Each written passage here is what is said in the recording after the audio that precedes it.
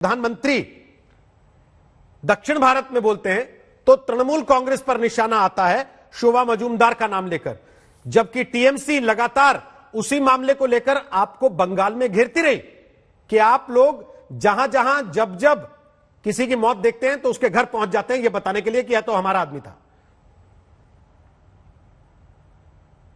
देखिए, ये मौत का खेल जो तृणमूल कांग्रेस 10 साल से खेल रहा है और पिछले पंचायत चुनाव के बाद से जो ये खेल में इसका एकदम अति हो गया है, तो ये तृणमूल कांग्रेस तो खून की राजनीति जिसका निर्वाचन जीतने का आधार बनाने जा रहा है, डरा के धमका के लोगों को दूर रखना चाह रहे हैं और इसका जनाधार तो खत्म हो गया। तो इसीलिए आज लोगों को पहले डराते हैं, फिर धमकाते हैं, उसके बाद भी जो लोग नहीं मारते उसको मार देते।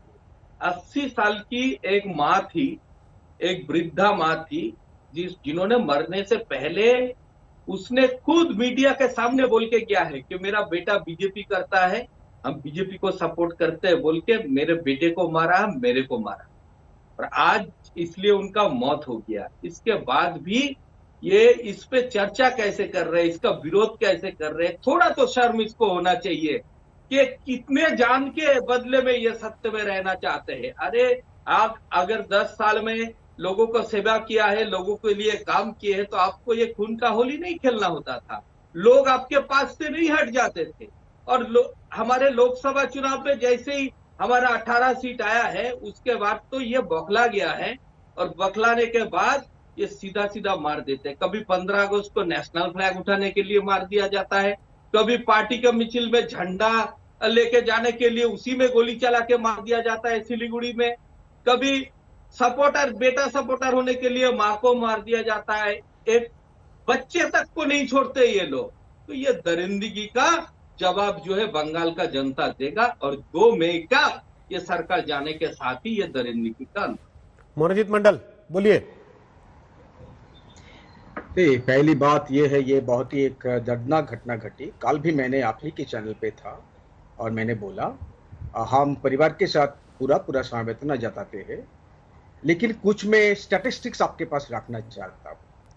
27 फरवरी को एक घटना घटी थी, घरेलू झमेला हमने नहीं कहा, फैमिली का दूसरा हिस्सा कहा कि ये घरेलू झमेला है, और उनका जो बेटा है गोपाल शायद नाम है, वो उनकी मां को पीटती थी।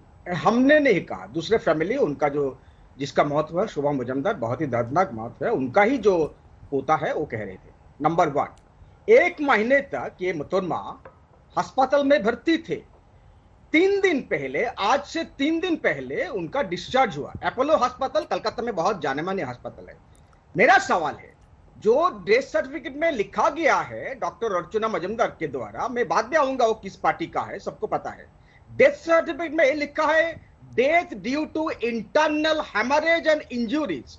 आप मेरे को यह बताओ, जो पेशेंट का डिस्चार्ज हुआ एक अस्पताल में भर्ती होने 1 महीने तक रहने के बाद, उनको का इसी हालत में भेज दिया गया था, घर में भेज दिया गया था? एक कभी नहीं होता, इतिहास में कभी नहीं होता। हम सब अस्पताल में भर्ती होते हैं, किस कंडीशन में हमको घर में जाना जाता है, पूरा लिखा रहता है कि discharge to go home in a stable condition. Death certificate में लिखा है 2 दिन बाद, अस्पताल में डिस्चार्ज होने के 2 दिन बाद डेथ सर्टिफिकेट लिखा जाता है due to internal injury and haemorrhage. अब मैं जानना चाहता हूं, हम सब जानना चाहता है, मुतरमा का मौत हुआ कैसे?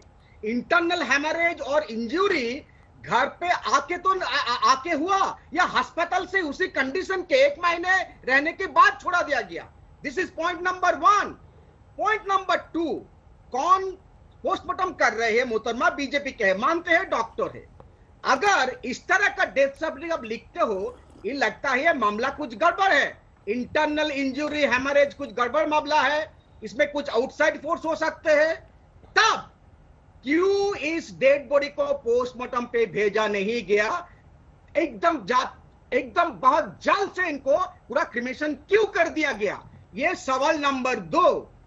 और सवाल नंबर 3, जो हम पॉलिटिकल प्रश्न पूछना चाहते हैं, भाई साहब, अगर ये मुतरमा का मौत हो गया, अभी आप 1 महीने से, जब से ये मुतरमा के ऊपर अटैक हुआ, और फिर भी मैं कह रहा हूं कौन अटैक किया अभी किसी को पता नहीं, टीएमसी के साथ कोई लेना देना नहीं। 1 महीने से इनको आप पूरा कलकत्ता में, बंगाल में एकदम पॉलिटिकल मामला बना दिया। क्यों साहब? आपके पास दूसरा कोई मुद्दा नहीं है।